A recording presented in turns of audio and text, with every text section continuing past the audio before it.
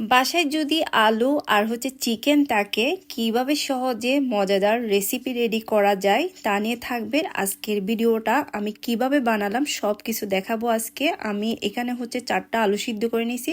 আমার মুরগি মাংস রান্না করা ছিল, এগুলো নিচে আমি 2 টুকরা, চাইলে আপনারা সিদ্ধ করতে পারবেন।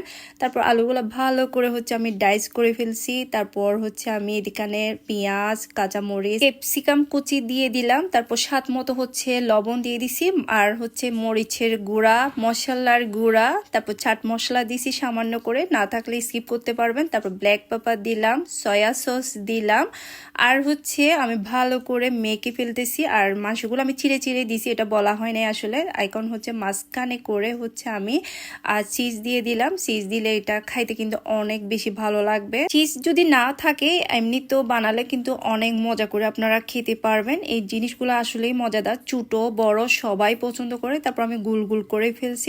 এখানে আমি ময়দার পানি করে রাখছি, আপনারা চাইলে ডিমও দিতে পারেন। আমার বাসায় ডিম ছিল না, ওটার জন্য আমি ময়দার পানি দিয়ে এখন ভালো করে ময়দার পানিতে মেখে এখানে আমি বিস্কিটের গুঁড়া ইউজ করতেছি। বিস্কুটের গুঁড়া দিলাম, এটা খাইতে কিন্তু অনেক বেশি মজাদার হবে। আমার বাসায় বিস্কিটের গুঁড়া ছিল, তাই বিস্কিটের গুঁড়া দিয়ে করতেছি আমি।